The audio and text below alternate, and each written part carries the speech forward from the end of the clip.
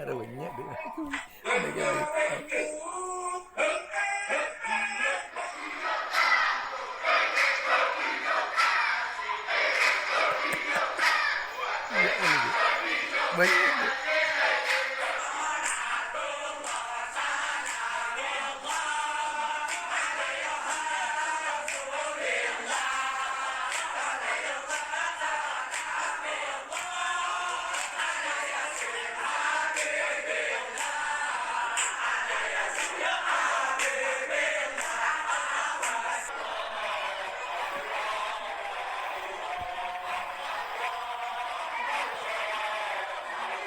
Astagfirullahaladzim. Sosok kata Islam. Aduh. Ini jadi bingung.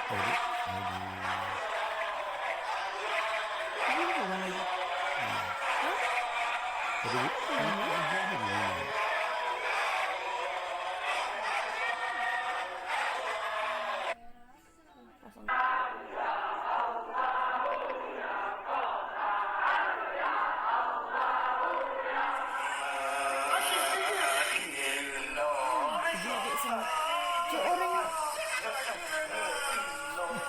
Tarik tanah ambil.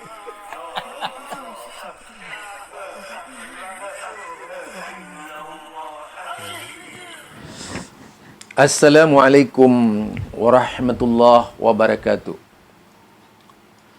Kembali bersama saya Zulkarnain Al-Maduri. Fa inna ahsanal kalami kalamullah wa khairal huda huda Muhammad sallallahu alaihi wasallam wa syarrul umuri muhdatsatuha. Fa inna kulla muhdatsatin bid'ah wa kulla bid'atin dhalalah wa kulla dhalalatin finnar. Kembali bersama saya. Kali ini yang akan kita bahas berkaitan dengan samman. Samman itu adalah sebuah tradisi zikir dengan berbagai macam zikir. Terkadang zikir-zikir itu ya zikir lebih pada zikir-zikir karangan sendiri, kadang-kadang melantunkan lagu-lagu seperti biasa dibacakan yang dikenal dengan sholawat oleh mereka itu, dengan berbagai macam irama lagu, kadang-kadang menggunakan lagu dangdut, ada yang menggunakan lagu India, ada yang menggunakan irama Arab, ya macam-macam itu. Tapi intinya mereka ini berzikir. Zikir yang dilakukan serentak dalam sebuah majelis sambil menari-nari seperti Anda tonton tadi itu. Bagaimana mereka menari-nari, bagaimana mereka berzikir ya. Ada kelompok wanita dan sebagainya. Di dalam meramaikan zikir koplo itu. Ya kita namakan zikir koplo karena memang mereka ini suka dengan dangdut koplo ya. Biasanya mereka mengikuti irama zikir sambil menari-nari. Layaknya menari-nari di atas panggung itu. Lalu bagaimana pandangannya dari sisi agama Islam? Islam itu indah sebenarnya. Kemudian dibuat tidak indah kalau kita lihat barang antik misalnya ya. Barang antik itu dikatakan antik. Bahkan bisa berharga mahal. Di atas ada ratusan juta ya. Bahkan barang antik ini dicari. Kalau dilelang mahal banget gitu. Itu kalau barang antik ini kalau kita menggunakan dimantek seperti itu ya. Ini menggunakan pola mantek saya itu. Jadi taruhlah kita mengadakan pemantik. Tapi kalau sudah barang antik itu dirubah-rubah, maka tidak akan berharga lagi. Jadi kecil kemungkinan bisa menarik perhatian. Itu kalau kita berbicara barang antik. Sehingga sering terjadi di tengah-tengah masyarakat. Sesuatu yang tidak antik itu dibuat antik dengan meniru-niru, yaitu benda origin, aslinya, yang asal itu. Itu dalam dunia keris misalnya, dalam dunia keris seperti itu ya. Terjadi itu dalam dunia keris sekarang ada tata cara tertentu untuk membuat keris itu seolah-olah peninggalan masa lalu gitu. Itu ada, saudara. Demikian juga dalam ajaran Islam, kalau itu sifatnya adalah antik, kalau sifatnya itu dahulu kala dari generasi as-sabiqunal awwalun minal muhajirin wal ansar, itu antik gitu. Adalah benda warisan peninggalan mereka yang sangat mahal kalau ditelek dari kacamata agama. Karena masih belum dijama dan dikotori oleh manusia. Sehingga kualitas dari benda itu menjadi original, asli gitu. Nah, karena saking aslinya, saudara, yaitu karena saking aslinya benda itu sangat mahal di sisi Allah Subhanahu wa taala. Apalagi kalau warisan. Jadi kalau warisan dari Rasulullah sallallahu alaihi wasallam, maka akan lebih mahal lagi warisan itu.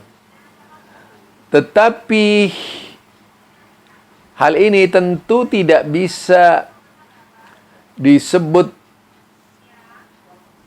sebagai warisan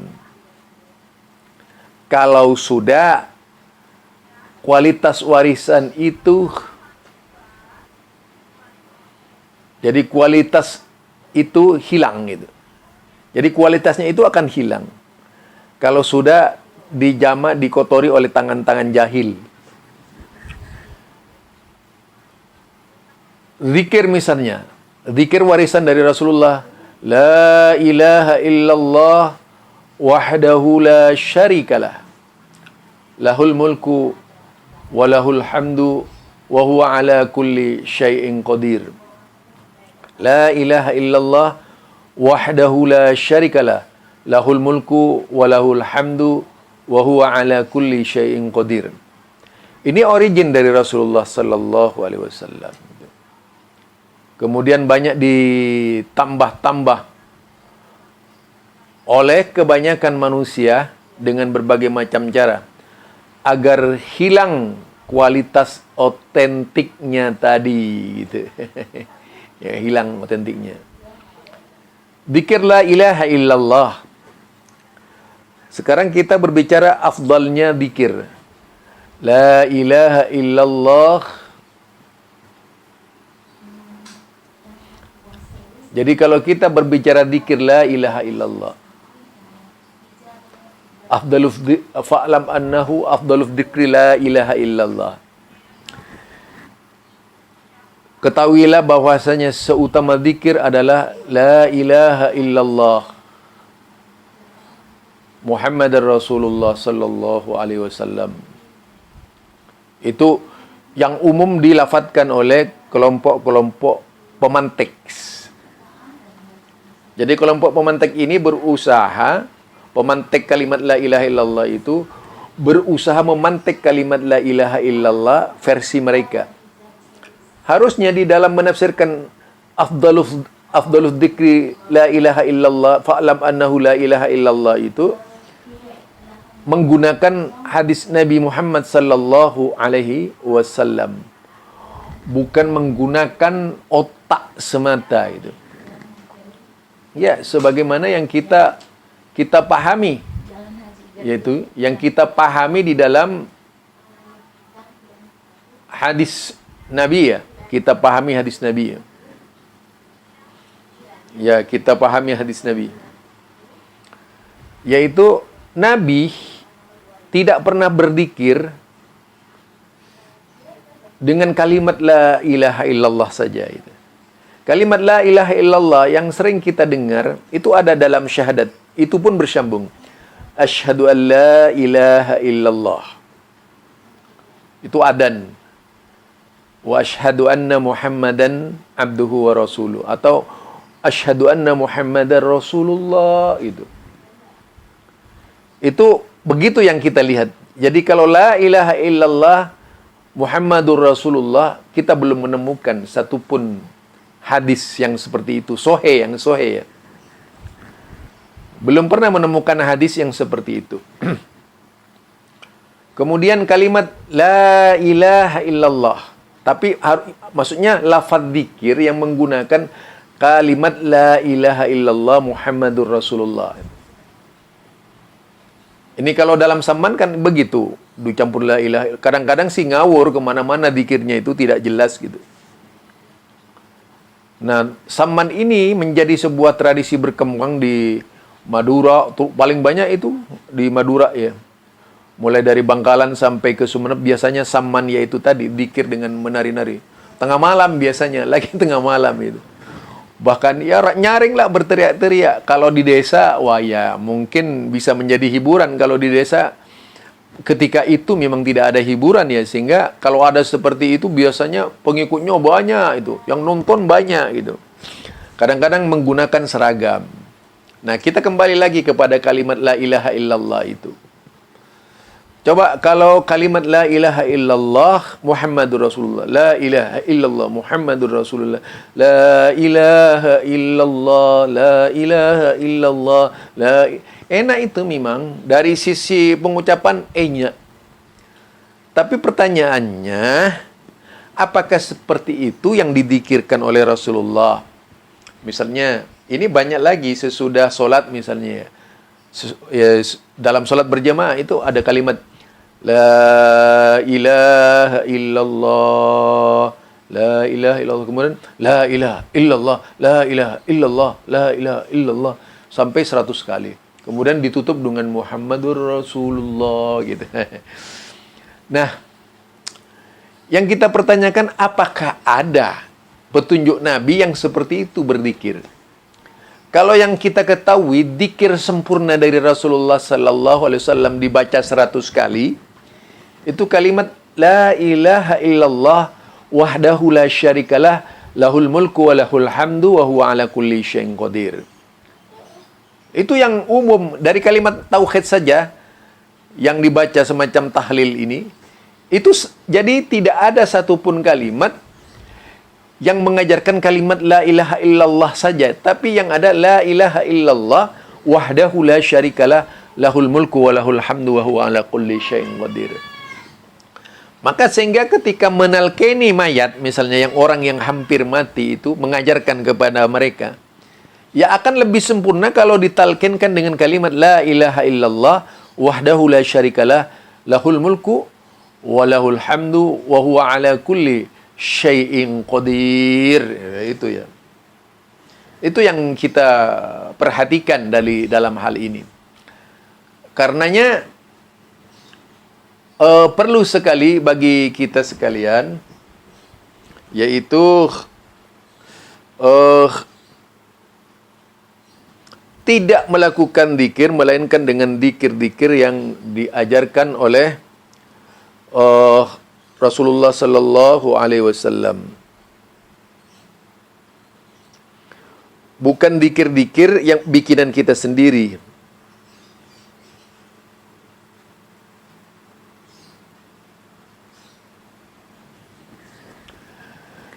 Kalau zikir bikinan kita sendiri, itu alamat zikirnya itu salah gitu. Tadi, la ilaha illallah wahdahu la syarikalah lahul mulku wa lahul hamdu wa huwa ala kulli syai'in qadir. Subuhnya juga la ilaha illallah wahdahu la syarikalah lahul mulku wa lahul hamdu yuhyi wa yumitu wa huwa ala kulli syai'in qadir. Itu subuh. Kalau biasa-biasa nggak pakai yuhyi gitu. Nah, itu ya. Jadi subuh dan maghrib pakai yuhyi wa yumitu. Itu dalam kerangka dikir saja seperti itu dibuatnya oleh Rasulullah sallallahu alaihi wasallam. Jadi kalau kalimat la ilaha illallah, nah, maka yang sempurna itu kalimat la ilaha illallah wahdahu la syarikalah lahul mulku wa lahul hamdu wa huwa ala kulli syai'in qadir. Itu. Jadi kalau membaca kalimat la ilaha illallah saja itu tidak biasa dilafadzkan oleh Rasulullah sallallahu alaihi wasallam. Dalam dunia adzan saja ada kalimat asyhadu an la ilaha illallah. Itu kalimat adzan. Jadi jika melihat zikir dari zaman Rasulullah, para sahabat Nabi ini, tidak ada zikir yang menyebutkan la ilaha illallah Muhammadur Rasulullah, la ilaha illallah Muhammadur Rasulullah. Itu nggak ada kita melihat begitu. Yang ada kalimat la ilaha illallah wahdahu la syarikalah lahul mulku wa lahul hamdu wa huwa ala kulli syai'in qadir. Jadi itu ya. Jadi berkaitan dengan Samman ini memang perlu mendapat kritikan dari kita itu. Agar tidak melakukan sesuatu yang tidak dicontohkan oleh Rasulullah sallallahu alaihi wasallam. Apalagi misalnya merubah zikir dengan suara qor, itu masuk dalam sebuah definisi yang dilontarkan oleh, yaitu Imam siapa namanya? Imam Asy-Syatibi di dalam kitabnya Al-Muwafaqat Lis-Syatibi, juga dalam kitab Al-I'tisam ya. Yaitu yang iltizamul kaifiyati wal hayatil muayyanah kad dzikri bi hayatil ijma'i ala sautin wahid. Yaitu larangan tentang dzikir bersama tadi itu. Termasuk dalam kategori bid'ah. Nah, ini kita ya bukan artinya kita lebih mendukung yang sunnah-sunnah, akan lebih mendukung yang sunnah-sunnah. Memang hal-hal yang baru itu menyenangkan, tapi belum tentu bisa menjadi kebaikan kepada kita sekalian. Kebaikan itu dikatakan menurut Al-Athar, itu kebaikan itu ada pada salaf. Maksudnya amalan-amalan dahulu kala. Jadi kebaikan ada di situ. Karenanya kita berlomba-lomba meraih kebaikan dengan kembali pada pemahaman salaful ummah, umat dahulu kala. Dalam hal ibadah, dalam hal akidah, dalam hal ibadah. Karena itu adalah sebaik-baik akidah dan sebaik-baik ibadah, yaitu pada generasi pertama dan kedua. Tidak ada akidah dan ibadah terbaik, melainkan kalau kita berpegang teguh pada generasi pertama dan generasi kedua atau ketiga, paling terakhir. Nah, demikianlah penyampaian saya tentang Samman yang membudaya di masyarakat Islam di Indonesia, terutama bagian Jawa Timur itu. Samman begitu sangat dijunjung tinggi oleh mereka sebagai salah satu tempat menyalurkan, yaitu keinginan besar mendapatkan pahala dari Allah Subhanahu wa taala. Hanya sayang, amat disayangkan sekali, karena mereka mungkin kurang ilmu sehingga tidak mengerti zikir yang afdal itu seperti apa gitu. Zikir yang sunnah itu seperti apa. Ini yang banyak tidak ketahui. Pokoknya ketika ada perintah zikir, berzikir saja mereka itu. Padahal zikir itu ajaran Rasulullah sallallahu alaihi wasallam. Bukan zikir yang kita buat. Itu saja dari saya.